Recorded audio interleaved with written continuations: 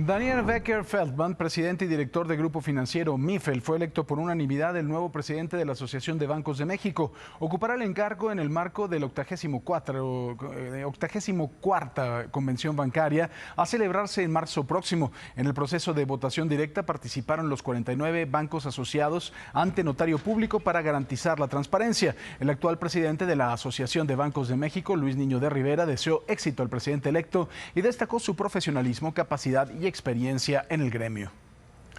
El secretario de Turismo, Miguel Torruco, solicitó a las Secretarías de Economía y de Salud considerar al turismo como una actividad esencial para la economía del país. Argumentó que antes de la pandemia el turismo en México presentó un consumo de 172,000 millones de dólares, 82% nacional y 18% extranjero. También fue la tercera fuente generadora de divisas con 24,573 millones de dólares, equivalentes al 8.7% del Producto Interno Bruto, además de 4.4 millones de empleos directos y 6 millones indirectos.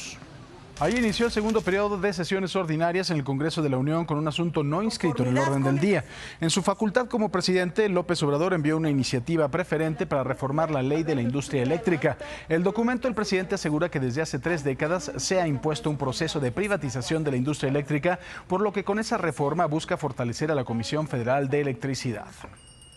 La pandemia y la polémica que generaron algunas iniciativas han retrasado considerablemente la agenda del Congreso de la Unión. Como ya se lo decía, ayer inició el segundo periodo ordinario de sesiones y entre los pendientes que tienen los legisladores se encuentran las iniciativas respecto al outsourcing, la ley del Banco de México, la ley de la Fiscalía de la República, la reforma al Poder Judicial, así como la de ciencia, además de la regulación de la marihuana. ¿Qué le parece si en este momento nos enlazamos con el señor Rodrigo Pacheco, que nos está haciendo el feo con sus periódicos allá en Imagen Empresarial? Señor Pacheco, buenos días. Buenos días, mi querido Paco, y es que quiero hablar de algo que justo acabas de comentar. Es la nota principal del periódico Excelsior, que se le plantean reforma que fortalece a la Comisión Federal de Electricidad, iniciativa preferente del Ejecutivo, como ya lo decías, y se plantea, por ejemplo, la jerarquización. Aquí tienen un pequeño cuadrito que dice: primero, energía producida en las plantas hidroeléctricas; segundo, energía generada en otras plantas de la CFE; tercer lugar, energía eólica y solar generada por particulares; y en cuarto, energía de ciclo combinado de empresas privadas. Y bueno, mi Paco, pues esto sin duda es un asunto que ha sorprendido, sobre todo porque no se tenía en el radar, digamos, una iniciativa preferente de esta naturaleza. Y lo cierto es que pues hay, digamos, una dimensión en términos de los acuerdos que tiene México con Estados Unidos particularmente y Canadá en materia incluso medioambiental, que podrían chocar con esta situación, y sobre todo pues lo que vimos desde todavía finales de la administración de Donald Trump en términos de la inquietud que expresaron en ese entonces el secretario de Estado, el secretario de Comercio y el secretario de Energía de la Unión Americana, todavía en tiempos de Trump, en las últimas semanas,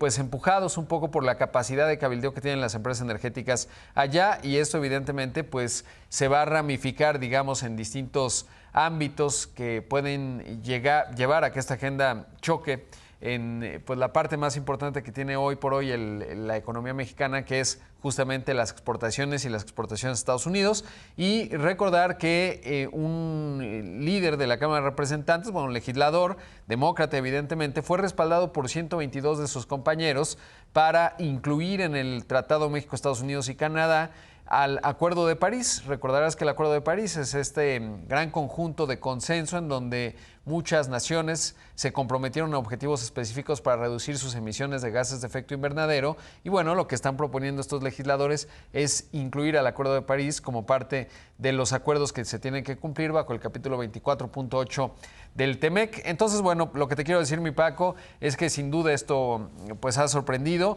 y hay mucho que se debe reflexionar en función de esta visión,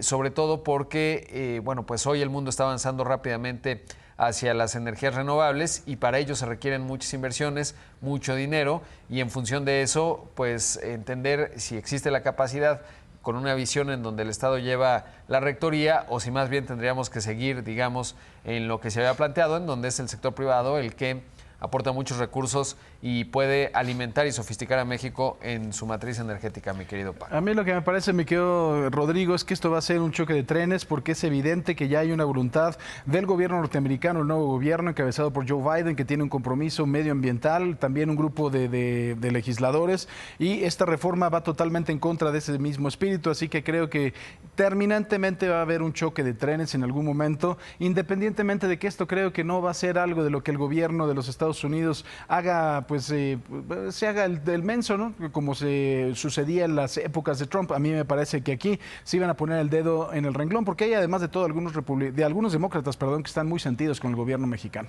Así es, Paco, por ejemplo, veía que Chuck Schumer, el líder de del Senado, obviamente demócrata, él votó en contra del TEMEC, por ejemplo, para entender, y la vicepresidenta Kamala Harris. Entonces, ya venimos con una óptica sobre México, pues no tan benévola, digamos, hacia el TEMEC, claro, por cuestiones políticas, y eso, bueno, pues habrá que considerarlo, entendiendo además que Joe Biden, siendo un tipo pragmático, tampoco veo que se vaya a dar un tiro en el pie haciendo volar por los aires la relación con México, pero sí que la presión se va a intensificar hacia nuestro país, porque como bien dices, lo del cambio climático en la administración de Joe Biden no parece ser simplemente un oropel para quedar bien ante la comunidad internacional, sino algo al que le está apostando fuerte, y ahí está el anuncio, por ejemplo, de General Motors de suspender ya a partir de 2035 la venta de vehículos de combustión interna, y eso tiene que ver todo con la matriz energética y sobre todo pues lo dislocado que va a quedar el petróleo. No totalmente, porque evidentemente hay muchos derivados del petróleo, plásticos, etcétera, ahí va a seguir, pero como uno de los componentes importantes del petróleo pues es la gasolina, la refinación de diésel y gasolina, y ahí sí creo que se va a dislocar pues ya en los próximos 14 años, mi querido Paco. Así es, mi querido Rodrigo, como siempre un gusto. Nos vemos al ratito, Arregles Paco. escritorio, por favor.